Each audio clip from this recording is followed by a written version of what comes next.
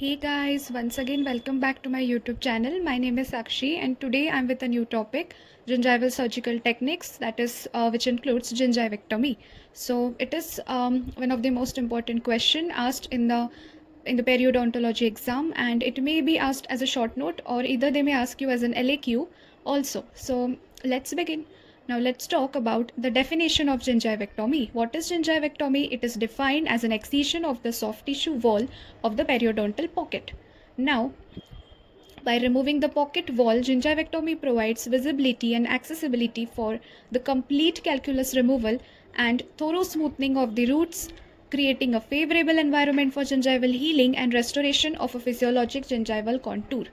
Indications of gingivectomy includes it eliminates the supraalveolar pockets and pseudo pockets.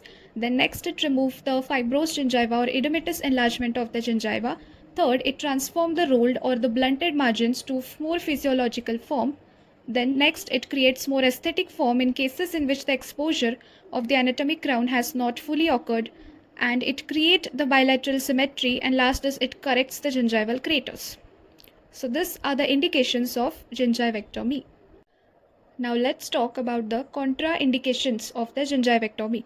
First, in the presence of thick alveolar ridge on interdentally craters or bizarre crystal bone form. Second, when infrabony pockets are present. Third, if pocket extends till or below the mucogingival junction. Fourth is inadequate oral hygiene maintenance by patients. Fifth, in uncooperative patients. Sixth, in medically compromised patients. Seventh, dentinal hypersensitivity before the surgical procedure. And 8, in cases where aesthetics is of prime concern. 9, in patients with high postoperative risk of bleeding. And objectives are, the objective of gingivectomy is elimination of the periodontal pocket. Now let's proceed to the step-by-step procedure of gingivectomy surgery. Gingivectomy is defined as an excision of soft tissue wall of periodontal pocket. Now let's talk about the procedure of surgical gingivectomy. So many steps are there. Let's see one by one. Step 1. Periodontal pocket should be mapped out over the external gingival surface by inserting a probe to the bottom of the pocket and puncturing the external surface of the gingiva at the depth of the probe penetration. So the periodontal pocket is seen.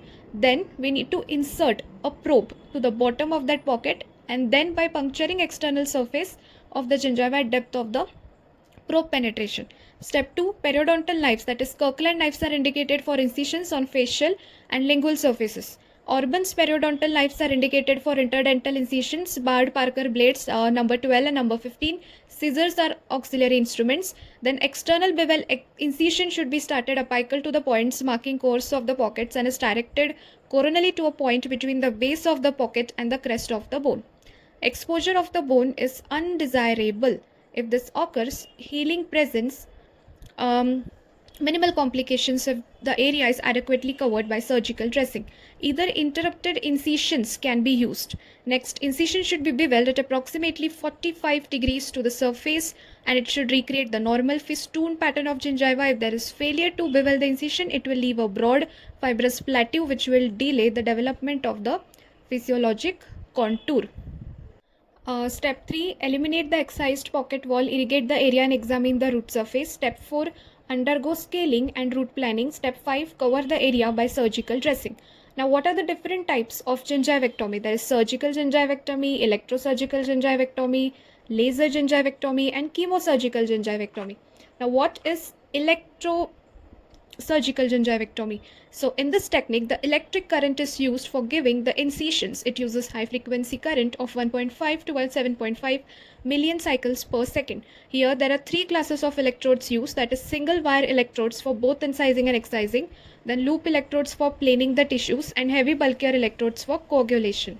Now there are 4 types of electrosurgical techniques which are present, that is electrosection, electrocoagulation, electrofulguration, and electrodesiccation. What is electrosection? This is used to perform incising, excising, and planing. Electrocoagulation, this is used to prevent the hemorrhage. Electrofulguration, this uses the high voltage current and it has limited usage in dentistry. Electrodesiccation, it uses the dehydrating current and is least dangerous technique. Procedure: in gingivectomy, needle electrodes are supplemented by ovoid loop or diamond shaped electrodes. In this fully rectified cutting and coagulation current are used. Then activate the electrode, move in a shaving motion, and a needle electrode used for giving incision for drainage, and a ball electrode should be used for hemostasis. Now let's talk about laser gingivectomy. CO2 laser and Nd:YAG laser are commonly used for excision of the gingival growths. Healing is delayed as compared to surgical gingivectomy technique. Laser offers dry and bloodless surgery. Chemosurgical gingivectomy. In this, 5% paraformaldehyde or potassium hydroxide are the chemicals used to perform chemosurgical gingivectomy. But there are many disadvantages of chemosurgical gingivectomy. Is that first, depth of chemical action cannot be controlled. Second, gingival remodeling cannot be accomplished effectively. Third, epithelialization and reformation of junctional epithelium and re-establishment of alveolar crest system are slow in chemically treated gingival surgeries than in those produced by the scalpel. Now here I have a diagram in which I want to show you the steps which are performed during the gingivectomy. So first there is presence of the periodontal pocket. Okay, now we need to map the pocket, the periodontal pocket. We need to mark it with a pocket marker. So just by help of a probe, we will penetrate the probe and just we will mark the bleeding points by the help of a pocket marker. So we need to puncture it at the external surface of the gingiva at the level of that probe penetration, and then we need to puncture the external surface, and bleeding points are produced using a pocket marker. Okay, and then in the next step, what we need to do is we need to create the normal festoon pattern of gingiva. Okay, so just keep this in mind. What are the instruments which we will use? Periodontal knives, that are Kirkland knives, and we will also use the Orban's knife, that is the for giving the interdental incisions, that is Bard Parker blades number 12 and number 15. Okay, then after that by the help of a periodontal knives we can give an incision on both facial lingual surfaces, and interdental incision by the is given by the Orban's knife. Okay, with Bard Parker blades number 12 and number 15. Now what happens is we need to bevel the incision at 45-degree angulation to the tooth surface. Why so? And if it is not beveled, then it will create a broad and a fibrous plateau which will delay the production of the normal festoon pattern of the gingiva or normal physiological contour of the gingiva. So just keep in mind, bevel the external bevel incision at 45-degree angulation to the tooth surface. Here an external bevel incision is given. Now just remove that pocket wall, remove that excised pocket wall, irrigate the area with saline, and then remove all the debris, etc.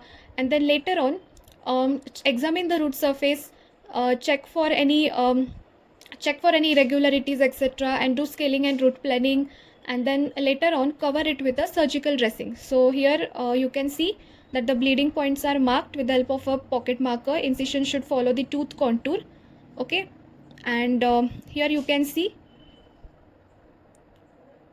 the changes. Thank you. I hope you have liked my video, and basically it's a very short topic. It's very easy also, and it's one of the most important topic. It is usually asked in your exam. So be happy, stay well, take care of yourself, and do not forget to like, share and subscribe my video. Thank you.